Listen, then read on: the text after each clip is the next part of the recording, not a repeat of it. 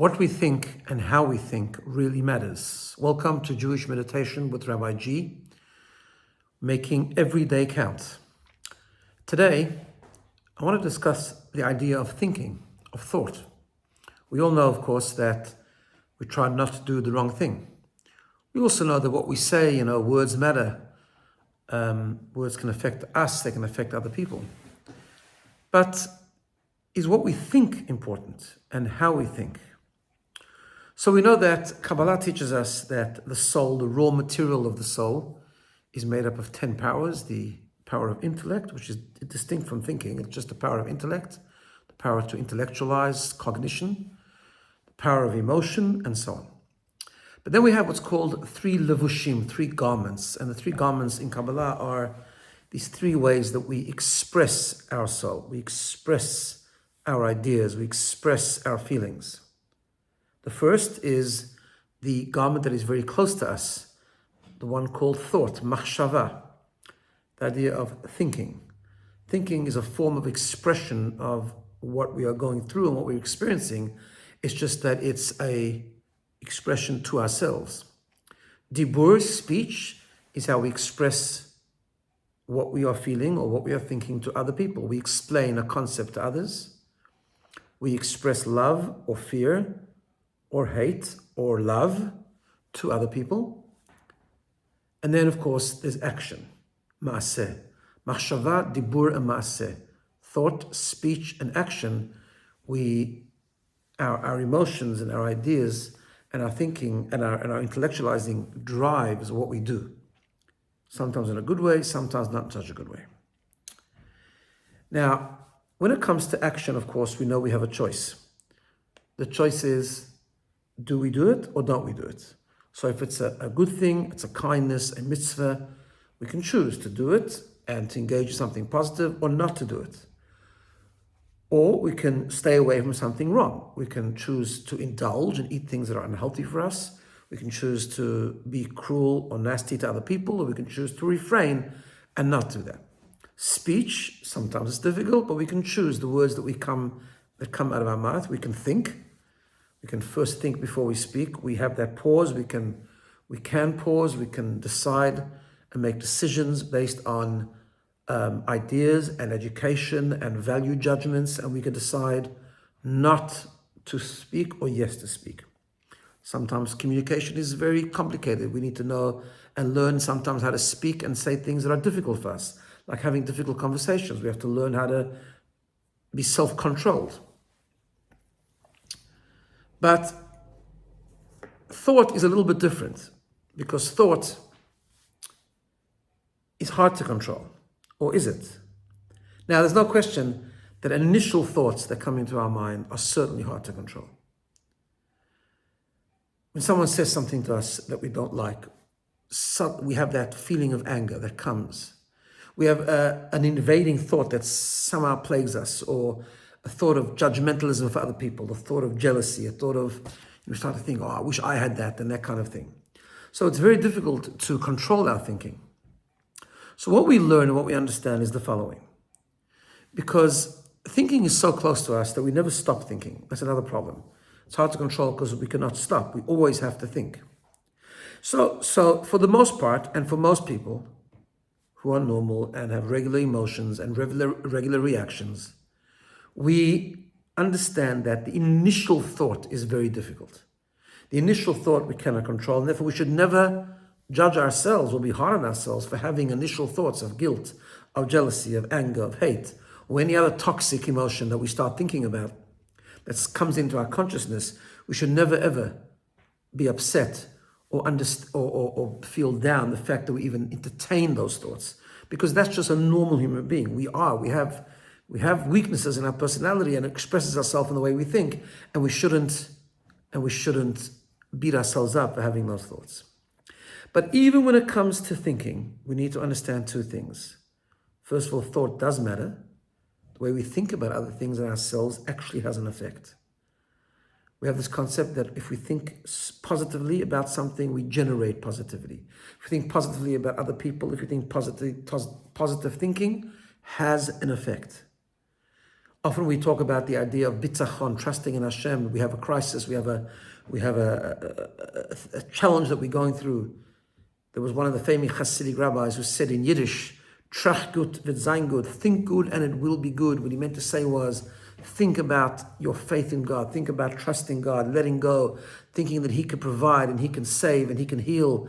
And just the thinking itself creates that space for the positivity to take place. So thinking really matters. And second thing we have to understand is that actually we do have a choice. We don't have a choice about the initial thought. We don't have a choice about the initial thought. But we do have a choice either to continue and sustain that thinking, ruminate over what that person said to me, ruminate over the guilt, ruminate over the jealousy, the anger, the hate, the complaints, the criticism. We can ruminate and harm ourselves spiritually, emotionally, psychologically, and sometimes even physically, and just build up and make it worse, the anxiety or the guilt feelings or the hatred, and it becomes even physically harmful. Or we have the choice to stop ruminating, to stop thinking about it, and to distract ourselves away from that thought. How do we do that, however? See, here's the problem, because we can stop speaking, we can stop doing, but we cannot stop thinking. So we have this principle of distracting ourselves away from bad thinking, which we should. But how do we stop thinking? You can't stop thinking. One of the ways, of course, we could do is we could replace our thinking. We could replace our thinking with positive things. Or we could reframe. We could, in our mind, make a quick calculation, that's not so bad. The person didn't mean that. So it's not always possible to reframe, because sometimes there are things that really bother us. And sometimes we have these thoughts irrationally. They just pop into our head and we kind of have that personality we find it hard to get rid of. But we can replace and we can reframe, and we have that choice not to continue on with that thinking process, not to ruminate. The steps are, we first have to be aware sometimes that we're even having these thoughts. Sometimes we are so all over the place, and sometimes we are so not aware, not self-aware, that we don't even realize that we're sort of carrying around. Sometimes we just feel icky, we're not even sure why. We feel agitated, we're not even sure why. So sometimes a good step is briefly to just create sort of a mindfulness of what's bothering us? What's bothering me today? So self-awareness is a good thing, but self-awareness is not enough. When we are aware, when we become aware of that toxicity that we are carrying around in our mind, we have to immediately stop thinking. What do we mean when we say stop thinking? Not like stop doing or stop speaking. We mean replace or reframe. And that's how we control negative thinking. But it's something that we do have to engage in. It's harder than speaking and action, and even those are hard. But it's something that we can at least aspire to and start working on. So let's internalize that a little bit by, first of all, just practicing the art of being aware. So just in your own comfortable space, just to create awareness, turn your attention to your breathing. Just feel that rhythm, feel the breath in and breath out, just to create a state of awareness.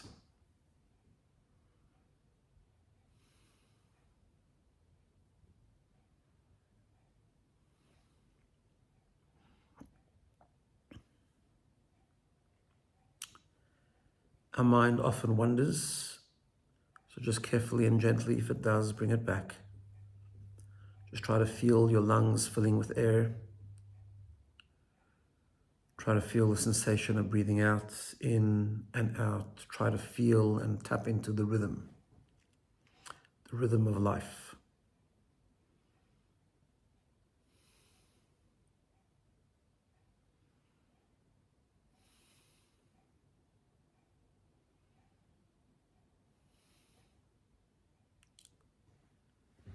Paying attention and being aware, just try to feel where you're sitting or lying. Turn your attention and feel your feet on the ground.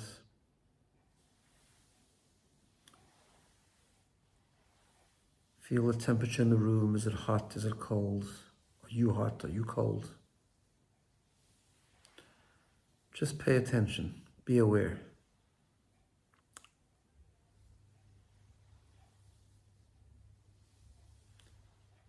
Now turn inwards and pay attention to your feeling. Are you calm? Are you anxious? Do you feel content or agitated?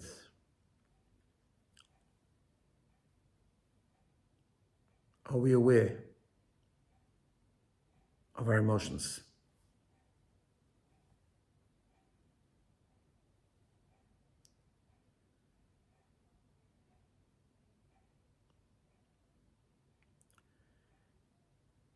Think of a negative emotion that we think of sometimes.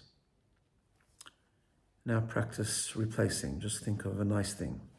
Think of beautiful mountains. Think of people dancing at a wedding. Think of something good that happened to you yesterday. Just invite into your mind a positive thought.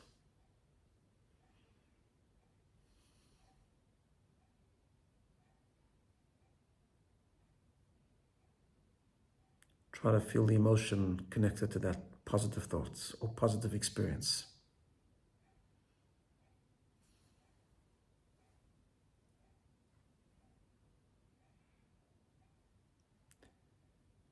Feel a joy in that positivity.